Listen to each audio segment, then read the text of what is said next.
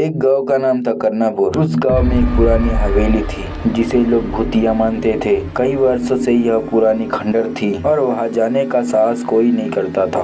गांव में यह बात मशहूर थी कि उस हवेली में कई आत्माएं भटकती। वहां से गुजरते समय लोगों को अजीबोगरीब आवाज आने लगती, जैसे कि कोई मदद के लिए पुकार रहा हो, लेकिन किसी ने भी भीतर झांकने की हिम्मत नहीं की। रमेश और उसके दोस्त हवेली की कहानी सुन सुनकर पक गए थे। वह मानते थे कि यह सिर्फ डराने के लिए गढ़ी बातें हैं। एक दिन रमेश ने अपने दोस्त विनय, सोनू और अनीता से कहा। उन लोगों ने इस हवेली का सच्चाई जानने की कोशिश की। रात के समय वे टॉर्च और कुछ खाना लेकर उस हवेली की ओर निकल पड़े। रास्ते में हवेली का ठंडा और रहस्यमय माहौल महसूस होने लगा। हवेली के मुख्य दरवाजे पे पहुंचते ही उन्हें लगा कि कोई उन्हें देख रहा है। जैसे ही वो दरवाजे के भीतर गए, एक अजीब सी ठंडक ने उन्हें घेर लिया। अंदर घना अंधेरा था और दीवारों पे मकड़ी के जाले भी थे। हवेली में ऐसा सन्नाटा था कि जैसे वह सदियों से कोई नहीं गया हो। उन्हें कहीं से किसी की फुसफुसाने की आवाज आई। वह सब ठिठक गए। सोनू ने डरते हुए कहा, शायद हमें यहाँ नहीं आना चाहिए था, लेकिन रमेश ने उसे शांत कराते हुए कहा, अरे यह सब हमारा डर है, चलो आगे बढ़ते हैं। यहाँ तक वीडियो देख लिए होंगे तो लाइक भी कर दो यार। वे धीरे धीरे हवेली के अंदरूनी हिस्से में जाने लगे। तभी उनको एक टॉर्च की रोशनी में एक पुरानी तस्वीर दिखी। तस्वीर में एक औरत खड़ी थी जिसकी आंखें उन पर घूर रही थी। अनीता ने जब उस तस्वीर को ध्यान से देखा तो उसकी आंखें में भय की झलक आई। तभी अचानक हवा का एक झोंका आया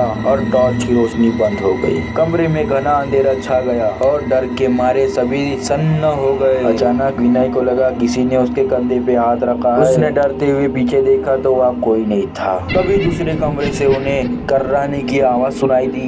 वे हिम्मत जुटाकर उस कमरे में पहुंचे। वहाँ एक पुरानी खिड़की थी जो हल्की हल्की हिल रही थी, मानो उसे कोई खोलने की कोशिश कर रहा हो। जैसे ही रमेश ने खिड़की के पास जाकर उसे छुआ, अचानक खिड़की अपने आप खुल गई। फिर वहाँ से भयानक चीख सुनाई दी।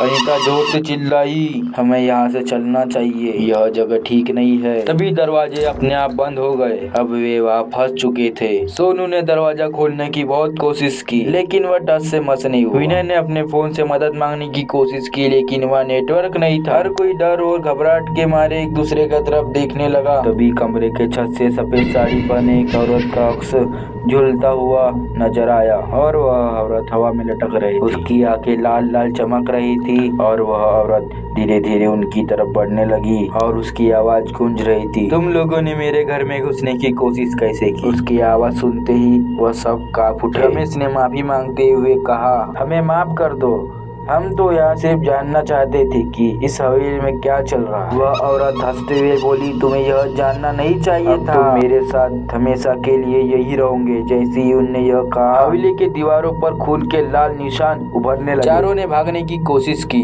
लेकिन उनके पाँव उनका साथ छोड़ चुके थे। जैसी ही औरत उनके पास पहुंची, अनीता बेहोश हो गई थी। अचानक एक तेज रोशनी हवेली के दरवाजे पर आई। गाँव के कुछ बुजुर्ग जो उनके तलाश में निकले थे दरवाजे पर पहुंचे और मंत्र का उच्चार करने लगे। उस रोशनी को देखते ही वह आत्मा चीखते हुए गायब हो गई और दरवाजे अपने आप खुल गए। गांव वालों ने उन चारों को घर से बाहर निकाला।